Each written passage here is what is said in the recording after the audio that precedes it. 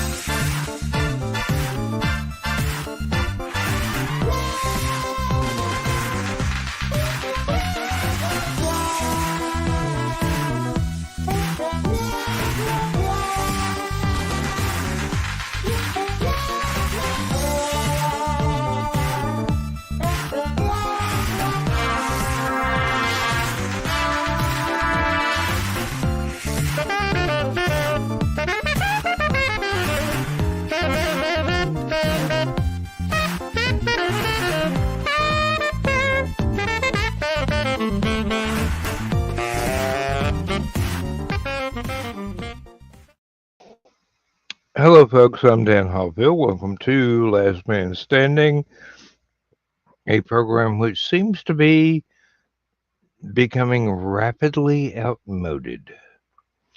It was the after show for Stupid O'Clock, and now it is basically everybody's gone to bed because it's no longer the play gears, and we've got stuff to do tomorrow, which I'm actually kind of glad of. This is just a respite from the boredom of not being able to leave the house and everything else. And now everybody can leave the house and do whatever they want to do. That's incredibly good. That's incredibly blessed for all of them. So I don't have the faintest idea what I'm going to say at any time, and I don't have the faintest idea what I'm going to do at any time that isn't. I'm going to this convention and I'm doing that. I've got these panels, or I'm going to that convention and I'll be sitting there at a table selling books, and hopefully my wife will be able to attend the convention with me and not in pain from having tripped over the dog in a very dark hallway. In her defense, it was a very big dog, and the dog has the habit of going, "Ooh, there's a light at that end, there's a light at this end, but there's no light in the middle. Papa missing some lights in here, so I'm going to go down and lay in the middle of the floor and go to sleep." Tripping hazard.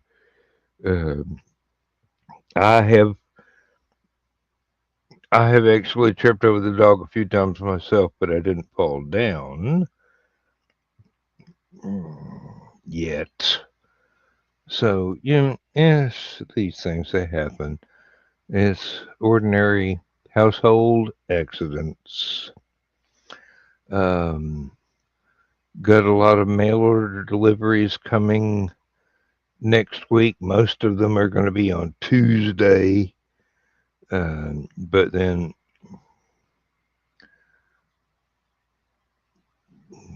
oh, my link to, hey, this is going to be delivered this day and this is going to be delivered this day. And I'm going, I don't remember ordering that.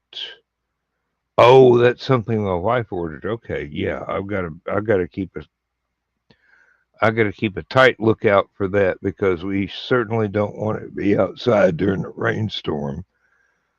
Because most of the time it's some kind of clothing. Um,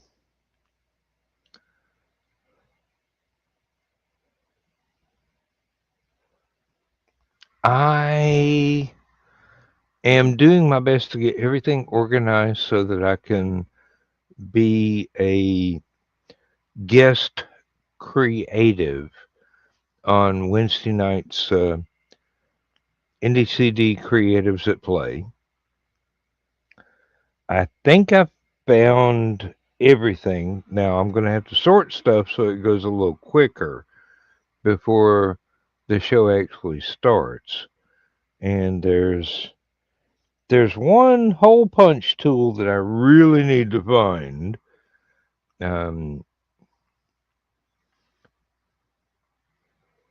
but my office is a shambles, so finding anything in here is a little bit of a challenge.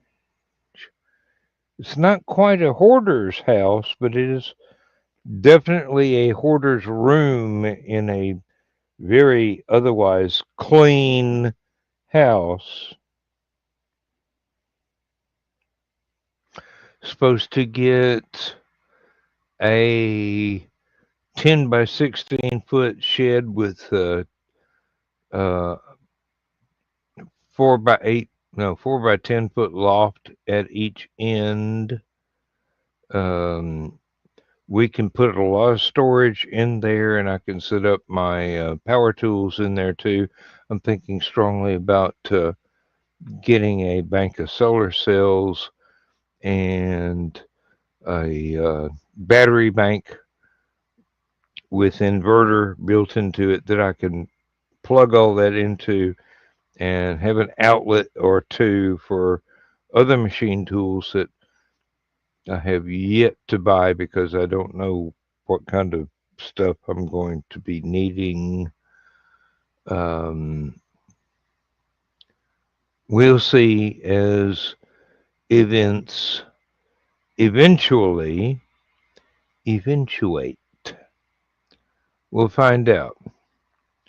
It'd be nice because I really don't want to have to run a electric company power cable out there and have a separate meter and another increase on the electric bill for the house because my wife freaks out about that enough as it is, even though we have our electric bill averaged so that every month the electric company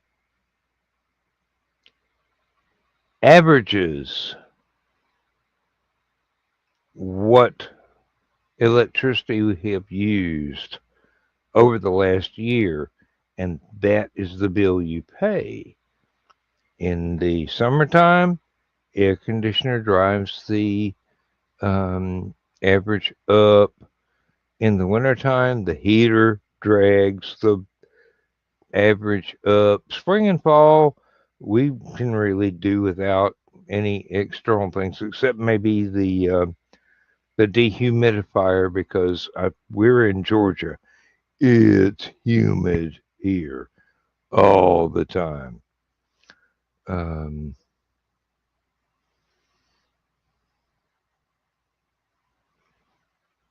I've got to back my pickup truck into the backyard near one of the gates for the chain link fence that protects the cats and the dog from coyotes. coming up out of the woods and unload some concrete blocks and capstones to get the new building set up. I've got a delivery of miscellaneous parts for other projects that I'm working on that will be delivered the same day.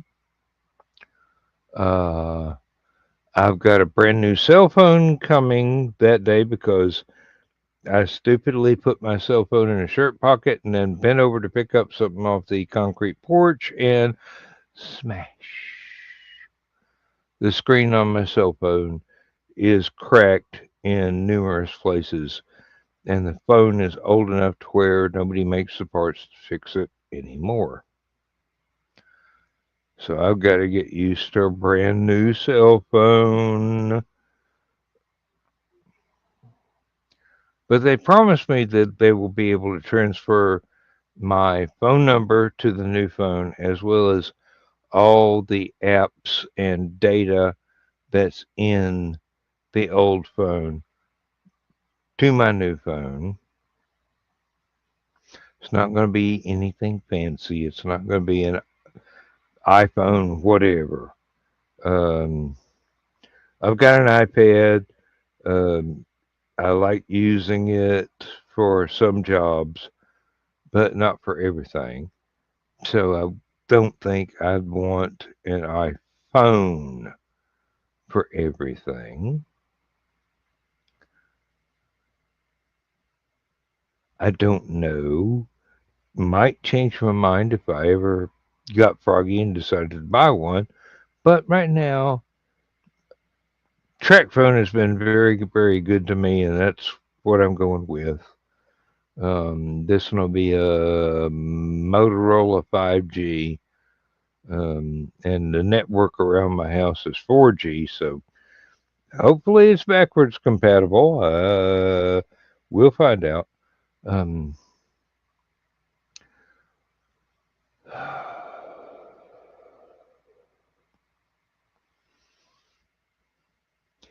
I well also on Tuesday, besides getting a plethora of deliveries, I've got to take Lindsay to hopefully uh, get her new dentures and have them fitted, and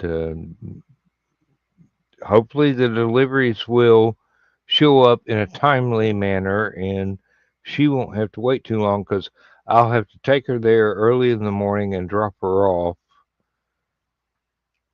hoping that she'll get through the fitting and any modifications process early, but I still have to be here in order to tell the people that are delivering the building exactly where to set it up.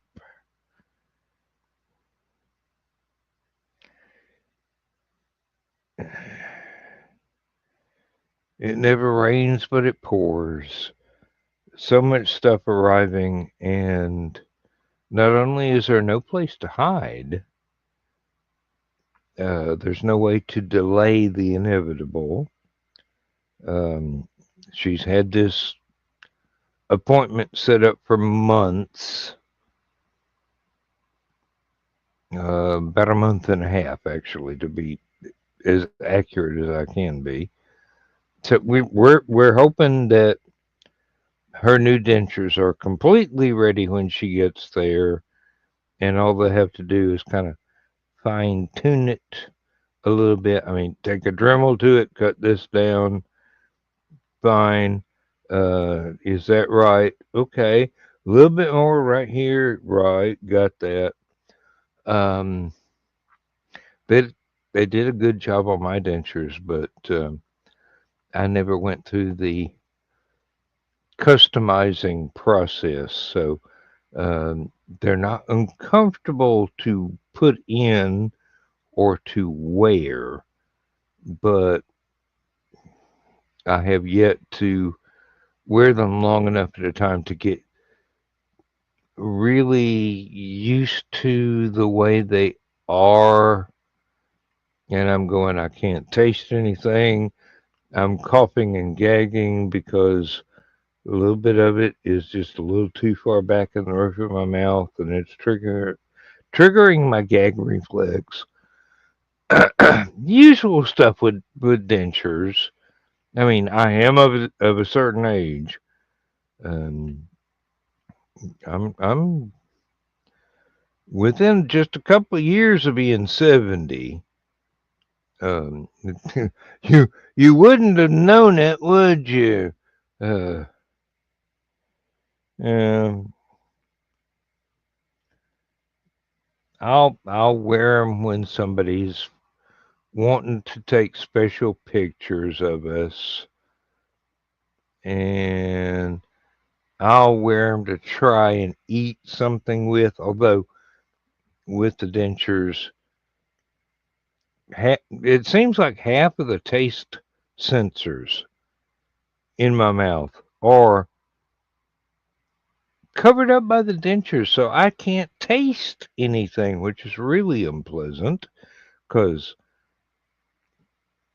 I'm a country boy. I like food. Want to be able to taste my food. And if I cook it right, I don't need teeth. Just kind of gum it into oblivion. But yes, I do realize I'm in the minority here. If you need dentures, get them. Make sure that you get all the mods done to them so that they fit correctly and you can breathe, you can talk, and you can eat without any unexpected impediments. Um, I also need to go out and get a garment bag for one of the, I don't want to call it a costume, but one of the sets of clothing that I want to take to, if not LibertyCon, at least to Hallowcon. LibertyCon is in June. Hallowcon is as close to Halloween weekend as the showrunners can get it scheduled. Um, and sometimes you'll have a day where you can wear t-shirts and short pants, and a day where you got to have long pants and a long sleeve shirt. Another day where you got to have a raincoat no matter what. And yet another day where after the convention's over and you're sitting outside trying to help empty the beer keg before you check out the next day, you need some kind of very, very warm coat or cloak, depending on your costume choices. There will be pictures. There will not be a test later. Um, Trying to finish all the work on my outdoor grill so that once Lindsay gets her dentures and everything's finalized, I can finally go back to cooking for her outside, and I've got all kinds of things I want to do. It's basically just um, general Southern cooking from someone who grew up with an entire family of really great cooks, showing you how to do stuff from Kentucky, Tennessee, Georgia. Um, I compare it to Cowboy Kent, but he's got some seniority on me He's been a um, trail cook for cattle drives for a long time, and he's got a whole lot more practice. And there are things I can't do here that he can do there. Having a fire on the ground with a cast iron, um, what's the name? Dutch oven sitting there. I have not made provision for that kind of space yet, but I've got a cast iron stove. It's not very big. It's kind of cute. It's so little. And I've got a charcoal barbecue grill set up as well. But, there's still fine tuning the details, getting stuff done, getting the final painting of it done, putting the gutters and downspouts on it, things like that. I mean, it's basically just fine tuning. It's perfectly usable the way that it is, but after the fine tuning, it'll be even better. What else? We're having the floors and some of the subfloor replaced in the living room, dining room, kitchen, and part of the hallway because this is a damn near 70-year-old house and it was built out of scrap material left over from several housing and urban development construction projects. It is up to code, or code at the time the house was built. It is safe. There's not enough electrical outlets in the place. The fuse box, the breaker box could have a few extra breakers in there that would be really nice to have. I think I said, I'm not sure if I did. Once the new shed is set up, I'm thinking strongly about getting solar panels to put on the roof of it, and an inverter and a battery pack where I could, plug things up. Everything's hunky dory, and charge stuff out there from the solar panels, more or less. But we'll burn those bridges when we come to them.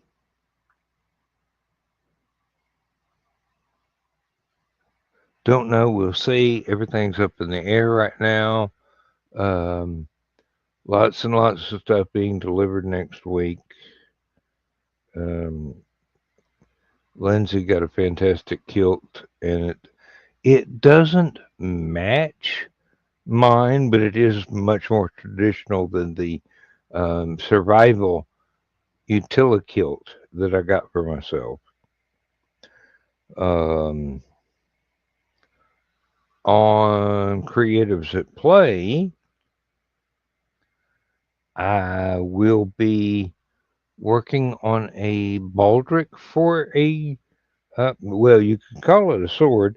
Um, in Scotland, I do believe they call it a dirk. It's about an arm length sword, very short sword. And while I could easily hang it on the belt that came with my kilt, I kind of want the extra shoulder strap and whatnot and hang possibles bags off of so that I can put uh, knives and forks and spoons in the possibles bag and have um, well, I wouldn't want to call it camping flatware, but convention flatware. That'll do good. And, whatever else I'd wind up figuring out how to do. I'm studying stuff.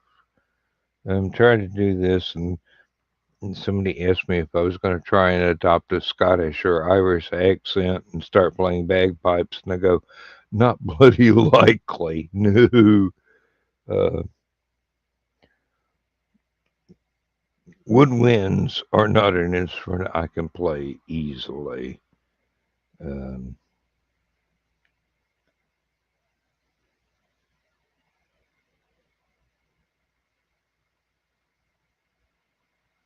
that covers about 98% of what I wanted to say tonight. Let me go here to the media assets and play a couple of commercials, and then we'll figure out whether or not we're going to keep on going or give it a break. I mean, it's almost 30 minutes. I've monologued, so y'all are going to get bored, and I don't want to put anybody to sleep.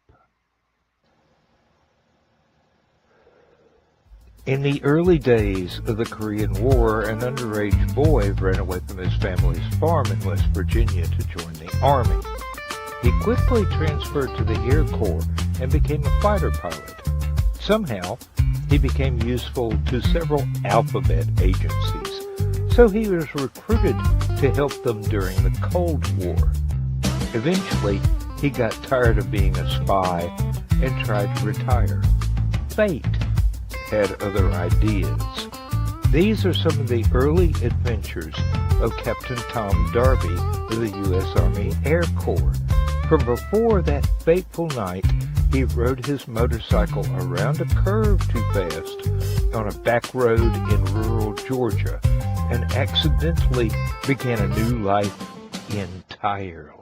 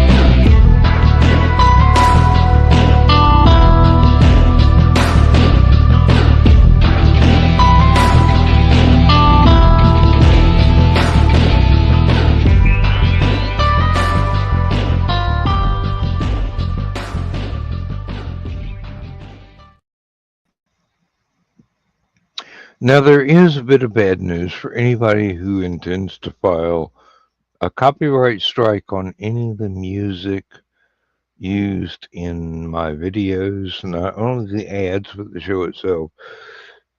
Sorry. I wrote the music. I composed the music. I own the copyright. I can prove it in court. So try if you want to. I'd be glad to see you get your supply of money reduced drastically when you can't win for love nor money. Take it as a fair warning. Um,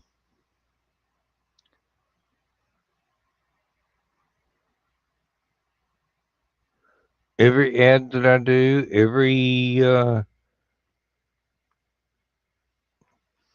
every show that uses my music, they have a license to do so. It costs them nothing. It's just a piece of paper going, yeah, Dan wrote this, Dan composed this, his computer performed this. He gave us permission to use it. There is no copyright violation.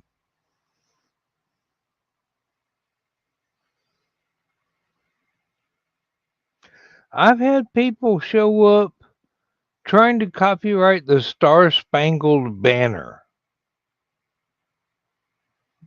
for Stupid O'Clock. I've had people show up trying to copyright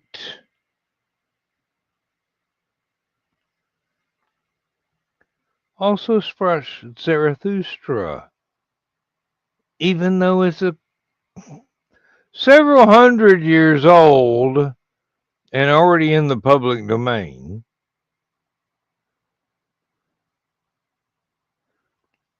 I have people who showed up and go, "Oh, that's my music. I'm going to sue you." And I go,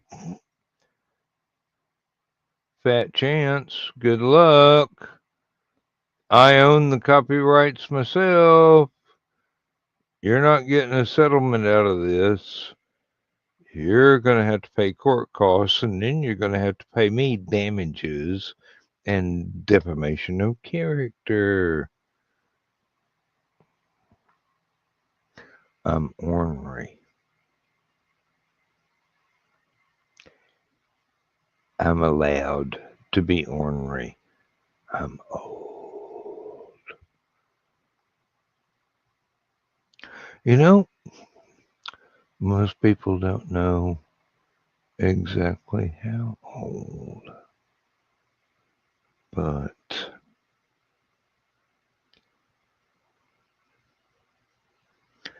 people have gone to my Bandcamp page to either listen to the music or see anything else that I have uploaded there. Have run across an audio story called Old Dan, which pretty much explains exactly my status in the universe.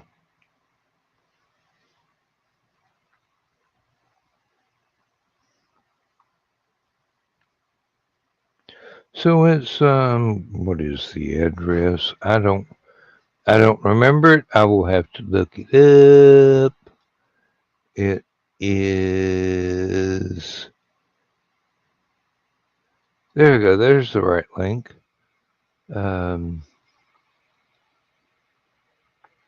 Dan Hollifield with no spaces, all lowercase, .bandcamp.com.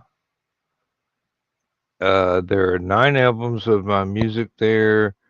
The 10th is the Old Dan audio story, which will be the first thing you see until I upload another album, which I'm working on, but so much stuff around the house that I'm so busy doing, it's kind of hard to concentrate on sitting down and spending 3 days to create a piece of music.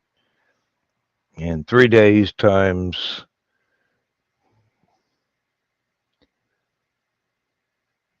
15, 20 tracks of music um, plus picking out cover art from photographs that I've taken, so those can't be copyrighted.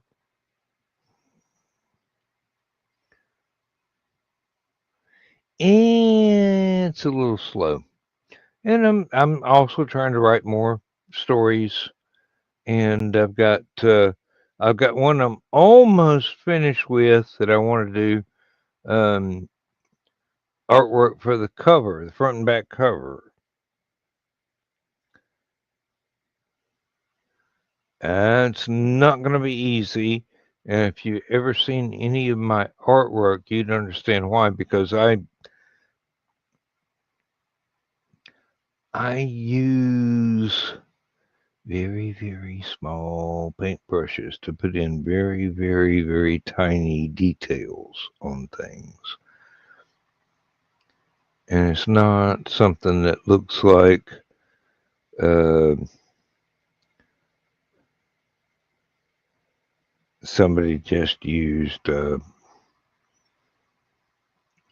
public domain supply of artwork, which is nothing wrong with that because I've got a couple of things published already that were using public domain photographs rather than me take time out of my busy day and try and paint a cover better than what was available to my publisher.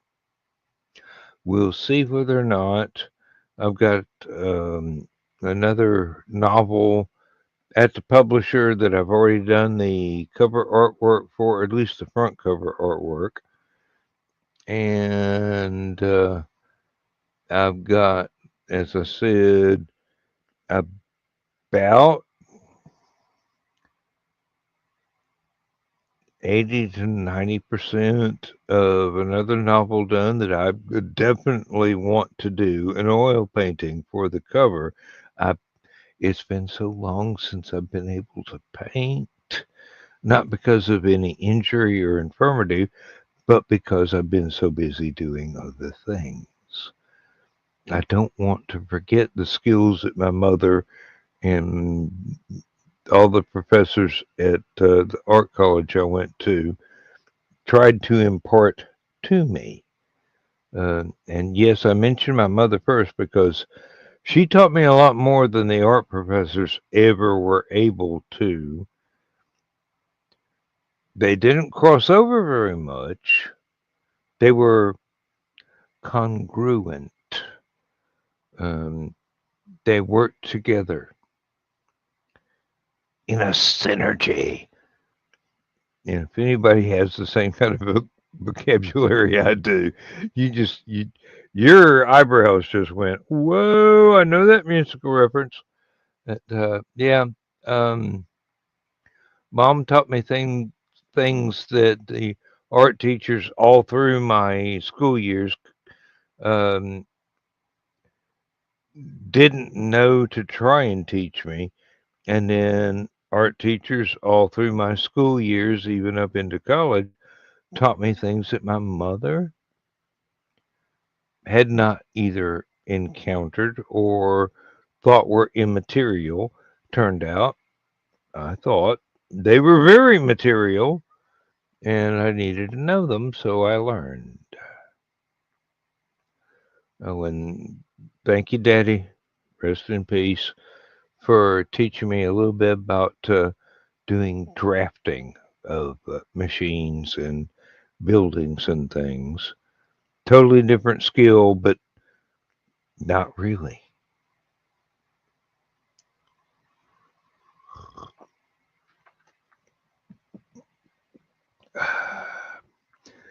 When I screened in my front porch, I drew the blueprints.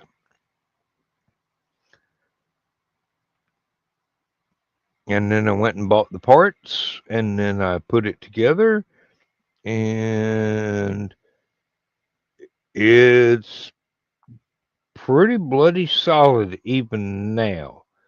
I should have bought more of the treated lumber. I thought I was getting treated lumber, but I did not look. It was not the fully treated. It was just the short term treated. So, yeah. Learning experience, I know better from now on. Sooner or later, I'll get back to being able to cook for my wife in my outdoor kitchen, and there will be Captain Dan's Outdoor Cooking on that particular channel, right, through this account that I've got now. And you'll see me attempt things that I was observing and taught. There's two different categories there. By my grandmothers, my aunts, my uncles, my great aunts, my great uncles, and anybody in the family that had talent for cooking, especially outdoors. Like I said, I've got a little cast iron stove out there. I can do cast iron stove stuff, and I've got a rather sizable charcoal barbecue grill that I can do, barbecue grill stuff on. We'll see how all of this works out as everything develops. Now, let's see, we have gone, almost 45 minutes. No one has joined me, and I'm sure you are probably pretty tired of hearing my voice. So, how about if I run an ad for my magazine and then just run the end credits and we'll call it a night? Is that okay? Hope so, because you ain't got no choice. This is rather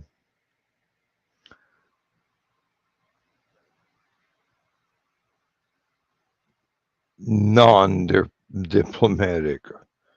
So, yeah. Hey, if you wanted more content, you would have been here. All right. Anyway.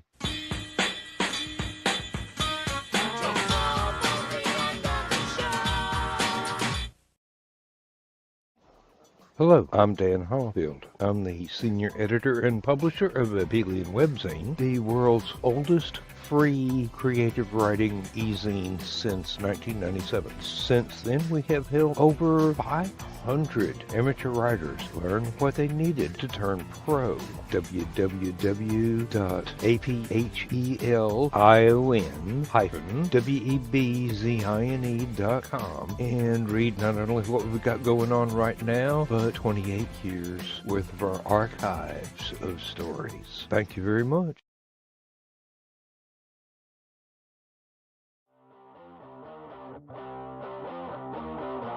Transmission overload. System will shut down.